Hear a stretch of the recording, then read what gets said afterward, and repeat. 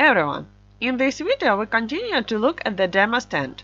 Today we will look at additional elements. In the last video we looked at the initial table with model forms and subtables. Now let's start by displaying points on the map. That is, there are certain points. Here I am.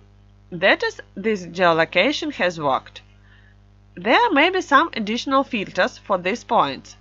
In other words, this is a set of points that are taken from database.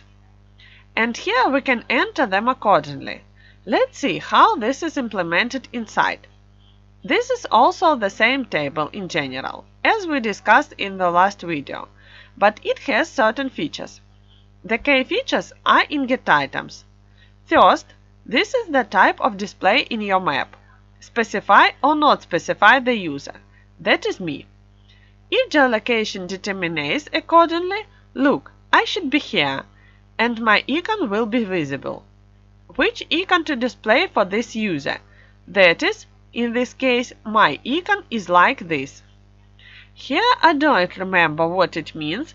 You can see this in the documentation. I do not often, to be honest, use this component. Accordingly, I start to forget a certain parameters.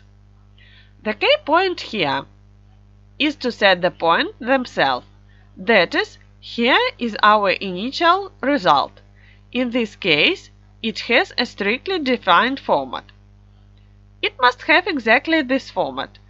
That is, a certain ID, some coordinates are passed. That is, let in description, tooltips, the radius of this element. So, all this was set. That is, the coordinates were transmitted. They, for example, can be taken from the database. In this case, we just take it and make an insert into the table of static values. But we can also take these values from the database, and it will work accordingly. What's interesting, we can pass the form as a description. That is, it will eventually turn into a form. Let's see. This is a hint for the element. Well, here's the form. Accordingly, it is transformed into a form. Next, we set the coordinates, set the description. This is what will be shown to the user after the click. Set the tooltip to when hovering and set the radius, so it is quite simple to empty the map in this way. What other addition can be made here? You can add some filters. That is, additional forms which look like the filter for searching by name. And it will show, respectively, only those elements that we need. Or let's add switches. We will probably do this in the demo versions, so that it looks beautiful and accordingly so that it is clear. That is, you will be able to see how everything works and testing all of this. Here is used inside this Google Maps and also used geolocation to determine my location. Here, go to the next element. That is how these things get in my way, but this is how we can click.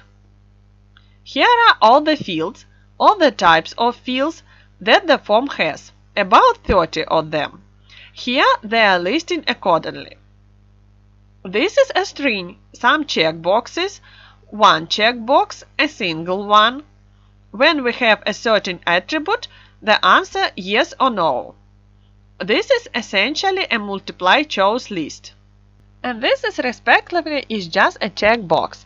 Numbers, it doesn't allow you to enter any text. List, that is selecting to only a single. Multi-line field. One of the interesting options is a multiply list with search. That is, just a list with search, but you can choose several options. This is how you can select multiply positions. Then we have the same choice, but you can only set certain images. This is also rather interesting. Fractional number. Calendar. The choice of file, that is, you can attach a file to the element immediately and therefore save it.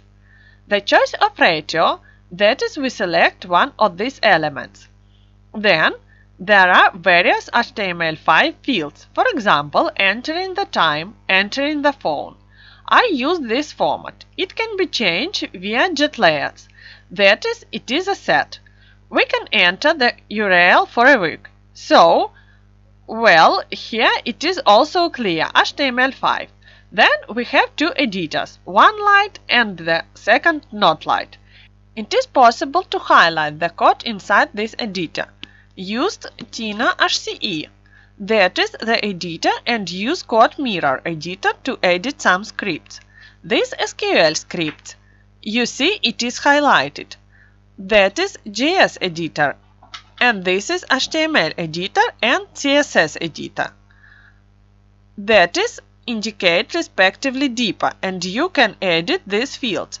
This is more for system use rather than for users. However, the fields are there. How is it all set? How was this form created? Let's see. Here in getItem some default values are set. That is, which we learned just to show that they work like this. This is just for SQL, for the editor. So there are 32 fields in total. For some of them we didn't specify database, because it is clear that what they mean. By the way, there is a query debugging here. We recently introduced the ability to do debugging for queries. This remove, let's try it, and it shows us what it outputs. It outputs some data, and we can see it. He gave us one select. We can generally have up to 10 select. So we output them all here. You can, of course, it was removed, but I left it. It seems normal to me. And we also indicate statistic on requests. That is how our request worked, how fast. Here is the query to the database generally does not apply so instant. That is, we simply choose select all. It is there are no operation. Let's look at the columns. We just specify a bunch of columns from C1 to CT32 and specify the data type. All data types are listed. That is actually how it works. By pagination, you can look further. We have considered the types. Look, we change some values again, and accordingly it said that the form may not be saved. Next, we look at the output and management of hierarchical data. This is a component that allows first to manage hierarchical data, and the second is to navigate, that is, we can fall into the depths, there is nothing inside, so there is not much to see here. And we can edit accordingly. Click the name or rather select it. It gives us some editing. All this is configurable. Accordingly, it is possible to display this form that is not to withdraw any common form. Further, to the right we have some tag elements. Of course, they can also be used. It is possible to add under the element, that is, if we want.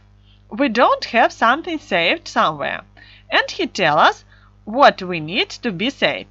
Yes, you will need to think about it. Maybe you can do it a little different. To cancel this value, edit the item and delete it accordingly.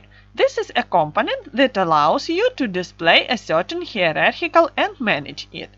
Further, let's see how it is implemented.